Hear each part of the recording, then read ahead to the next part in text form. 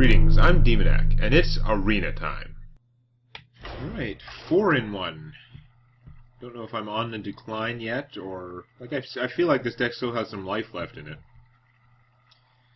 They have so much removal, and yeah, the Betrayal is only useful when they have 2 or more creatures, and...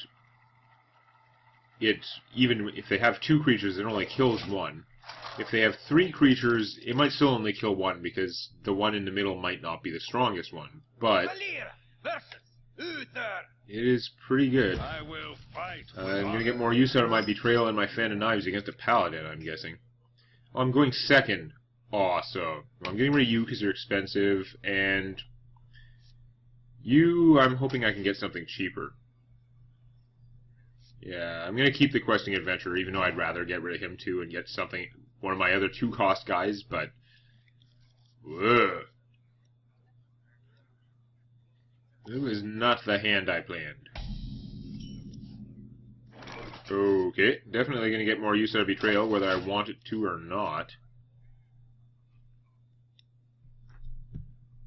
Huh. So he plays a guy, I play a dagger, and I take 1 damage. That's not a great trade. Oh, no, I don't. I'm going to play the Berserker. And hope that he doesn't do some crazy, like, large creature buff on this guy.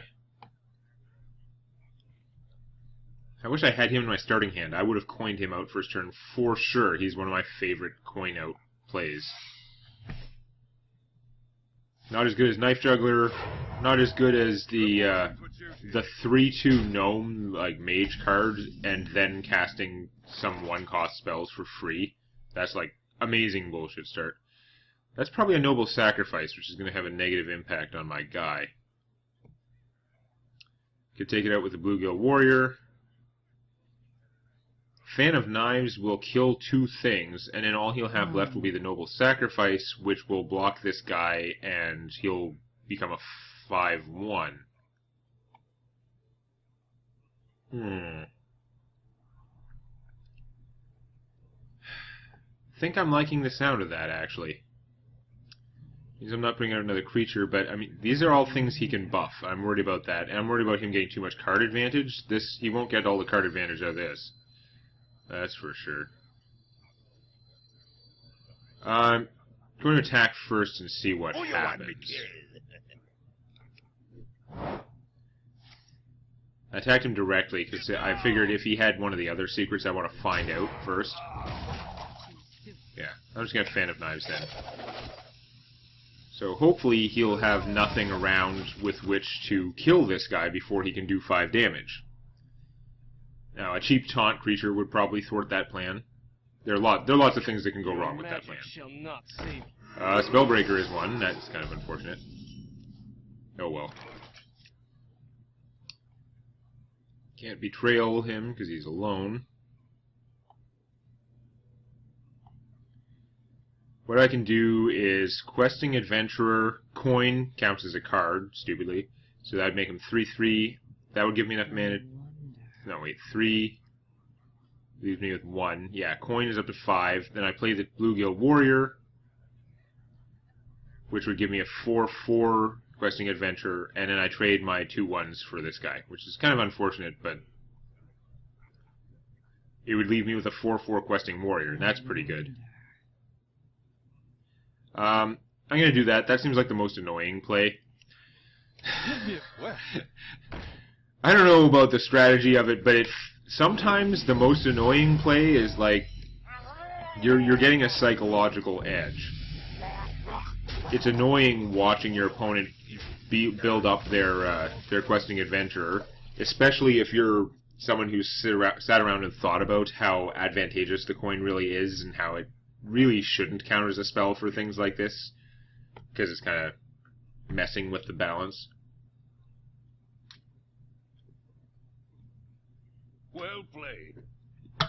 You thought that was a good move. I thought that was the most annoying move. I'm not sure it was the best move, but it is worrisome if he doesn't have a good way to get rid of this guy, because now I might be able to play 2 cards next turn, certainly 1, and that would make him fairly large. Okay, what's going on?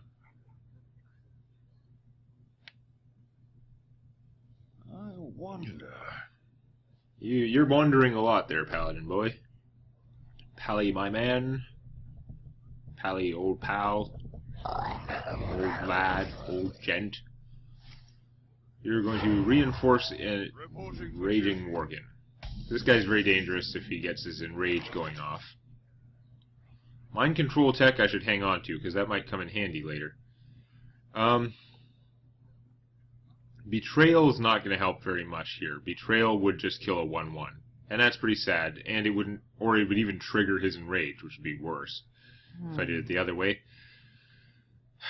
I really wanted to play more things, but I think my best call here is Assassin's Blade, kill the enraged guy, and hit him for 5. This leaves me with a lot of, like, board control.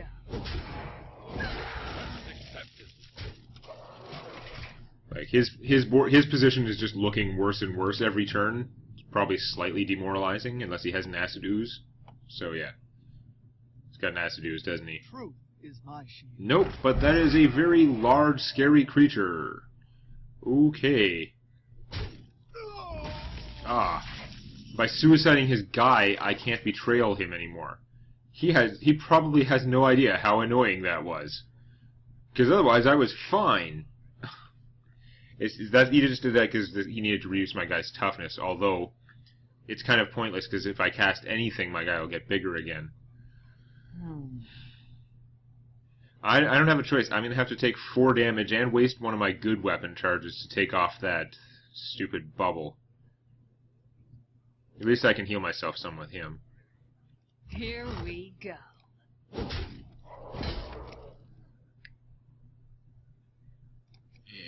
proc. And heal. Eyes are open. No, actually, that's dumb. Don't heal myself. Because I can hit this thing and survive, and then heal this guy. Quest accepted. I don't need the attack power first. That was almost a real waste. Like, it still would have been okay, but it's so much better to do it this way that it would have still basically constituted an error to do it the other way. I'm at 22. I don't need 3 life as much as this guy when he was at 2. Okay, well, my 2 crap guys can take him out, so I'm happy with that. And meanwhile, the questing adventurer is just becoming a monstrosity. Because he used his silence early, now he's really wishing he saved his silence. I could do some fast running and get a lot of cards, but that's totally a waste right now. I wonder. I just want to play as many guys as possible, so I'm going to waste the mind control attack. Even though against a paladin there's a reasonable chance of getting his trick to work, that's fine. Just going to play him, play more army. I'm not going to have that much army left after these guys, like, suicide.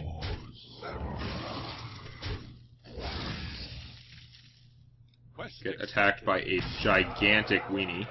Here we go. He's not a weenie anymore.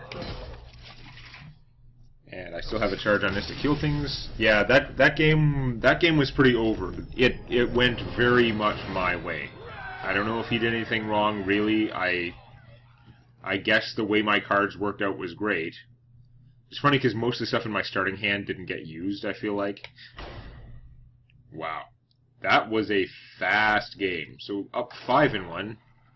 Getting into the very good territory. Let's see how much further I can push my luck.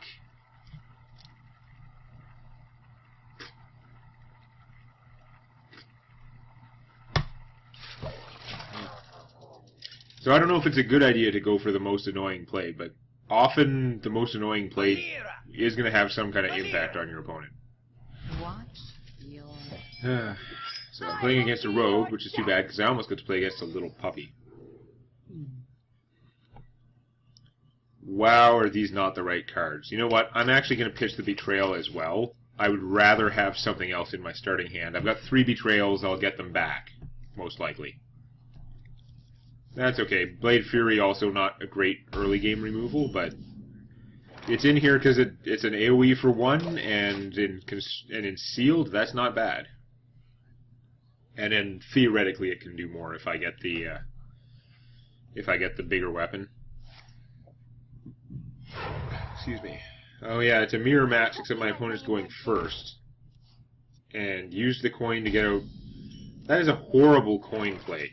Yes, you're replacing the coin with like a real card, but you got something so weak that it won't win in. It doesn't win against virtually any 2-drops. Like my River Croc kicks its ass. Unless she has something to buff this with, I think that was a very bad use of her coin. As much as this seems like a good card, this is a good card to be doing when you're low on cards. Or if you're hunting for something specific. I would not have spent a coin on that. So many options. Even if I had no other 2 or 3 cost cards, I would have saved it and just used the coin later for something. Oh, that guy's kind of dangerous. Fan of Knives, not helping so much right now.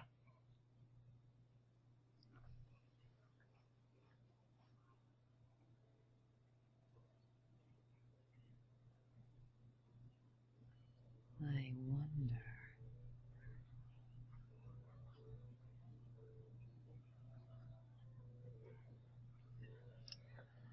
I may just want to trade for him. Trade my Croc for him. I can't see any way that it's better to not do that. Trade my Croc for him, play one of my 3/3s. I'm not playing him because there's a very good chance he would die. I mean, he'd die to the Engineer plus that. Making the Engineer actually do something useful would be extra embarrassing when I complained about what a bad play she was.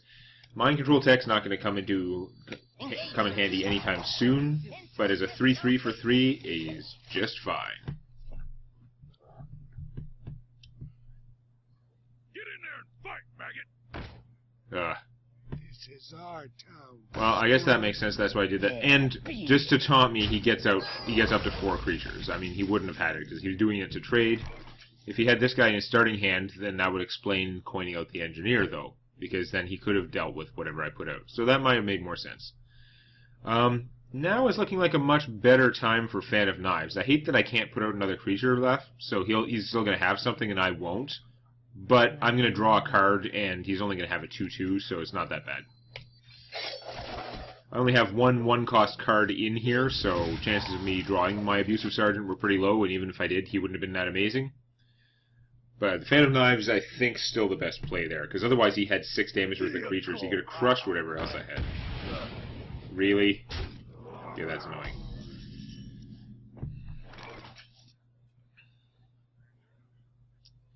So I could trade a Bluegill for that. If I play the Abomination, he's just going to trade a 4/1 to kill it, and his Dark Iron will survive. So that's no good. It's not the right timing. I wonder. If I play this guy, that's not great either, because he can do a lot of damage with the 4/1, and yeah, I don't like that. I think what I'm going to do is get out the Questing Adventurer, Give me a quest. play the Bluegill Warrior,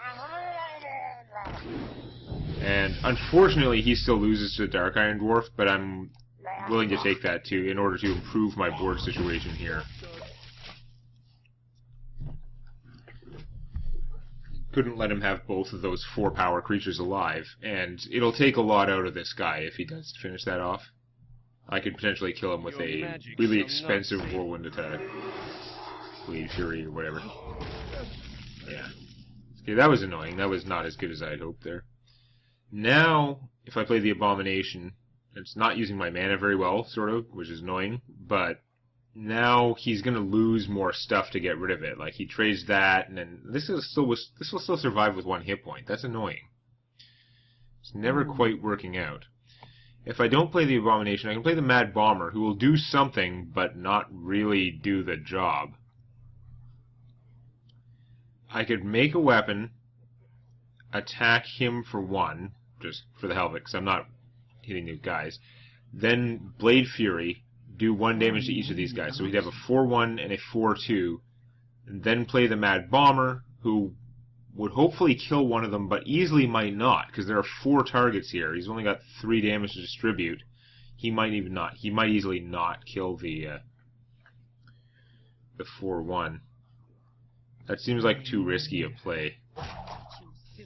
And it's expensive. It's spending 1 billion cards and doing not much. Oh. I think I'm gonna have to play the Abomination. He at least takes out one of those guys. I'm not too fond of that play. But I think my other options were worse. Mana just not working out right this game. I'm worried this might be another loss, although it's pretty early to tell.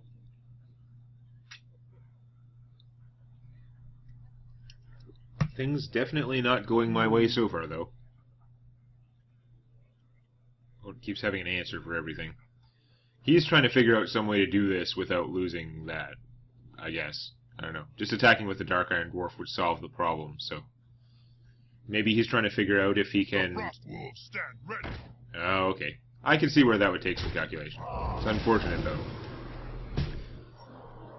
Yeah, he's trying to figure out if it's better to cast that guy before or after. The Betrayal is going to work out okay. Yeah, so here's what we're doing now. Ta-da. You can't trust those stupid Blood Elves. Should have known. Yeah, hurry up and animate thing. Now there's a reasonable chance my Mad Bomber will kill him, although there's a reasonable chance he won't. Let's find out. Screw you! That is crap. Now, I would have liked to play this guy and gain some life, but I'm actually going to have to risk just taking a lot of damage, because I can't have this guy, I can't have these guys out anymore. They need to be gone. I take the 4 damage if he lives. This guy would heal me 3, so I'd have more life now, sort of, but not really. That was much better than playing this guy in that case. This guy's toast. That's annoying. This guy is very cool. I want to get some of them for my, like, constructed rogue deck. Crazy, bald superhero.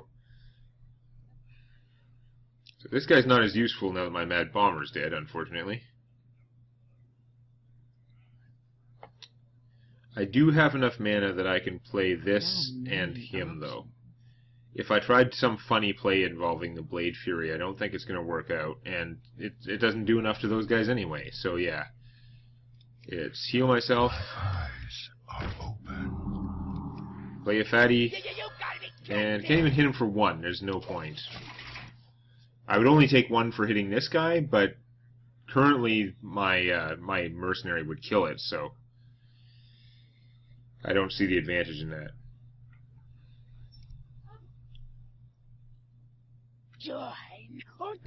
Cult Master, bad. Now he's going to draw more cards. He's already ahead in both life and cards, so that's the last thing I need. Oh boy. I don't know how I'm going to recover from this one. It's going to take some serious top decking. At best, this guy's going to waste his whole turn killing that. And he's going to draw a bunch of cards, unless I can find some way to kill him. Preferably some way to kill him that doesn't involve, like, using and exploding my weapon, spending 4 mana off it. Aw, really? That's horrible. Why would you do it that way? Why do people keep doing that, doing crazy damage to themselves? No, you should have just traded his 3/3 to kill that, draw a card, and like it was okay for me to have something in play. Like, yes, he got all his cards anyway, and I do not understand these people. But it doesn't matter because I'm in a really crappy position now, and I'm going to have to do the same thing. I have less choice though. His board position was fine. There was no reason for him to take 7. There was no reason it was worth it. Because he had reduced it there, he could have just killed it with the SI7 agent and let me have a 3/3 against his 1/7 with taunt. Why was that not okay for him? I don't understand. Okay, well, it looks like I'm probably doing all of the things. I have enough mana. I'm going to play the Yeti. I'm going to have to take 4 hitting this guy.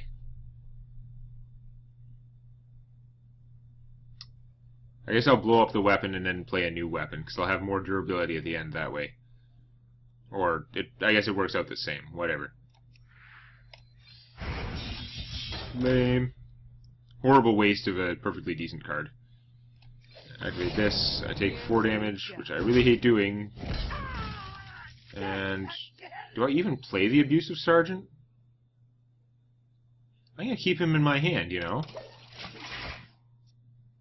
I don't think his ability, he can attack for 2, or he can boost something else and have it attack for 2 next turn. Chances are it's gonna work out the same. But this gives my opponent less opportunity to kill him. That's too bad. That is also too bad. See, I don't complain about that one so much because he's keeping the board cleared for this guy, and he still has the advantage in every conceivable way. Now matters are worse. I wish this lasted until the beginning of my turn. Then I would just play him now and be happy, but it is not going to be a happy ending here. I'm not going to play him because that would make it easier for him to just kill it or something, and then boost this guy and then kill that. I'm going to let it be a little bit harder for him. Here we go. But really, this is not good at all. I'm looking at a loss. Looking at a loss. I needed to draw a sprint that turn, actually. If I'd drawn sprint instead of this, I might have been able to recover, but I think I'm getting to the point where it's going to be too late for sprint to save me.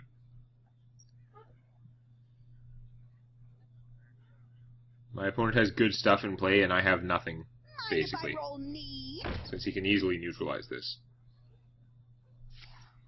Ow. Well, I'm glad that took him a whole card. But yeah, he doesn't even take much damage for hitting it, and he has to do that. I'm just in a really bad place.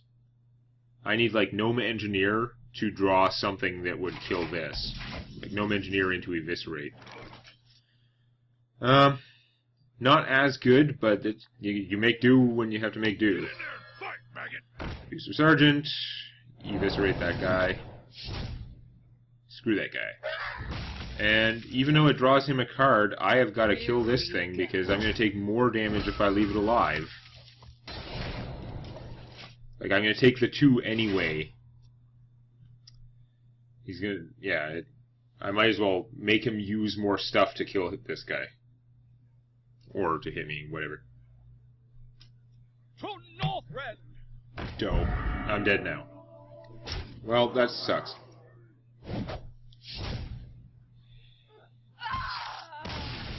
Yep. I lost the mirror match. That's never a good sign. My deck still has some potential. Okay. When you hit like level 15 and every level divisible by 5 afterwards, I'm assuming, it gives you a gold card. It's a basic card. You can't sell it for dust like other cards. But so far, every single one I've seen, every one of the cards that they've chosen to do that to, is a horrible card that I don't want. Why? Why? Like, if you're trying to entice people to gain more levels to get gold cards, why does it give you the worst possible card in gold? A basic card that is bad. Sinister Strike, bad. The other ones I've got were all like life gain cards. Why does it not give me like at least a gold basic version of some good basic card? Whatever. Anyhow, continue next time. Please click the like button before it clicks you.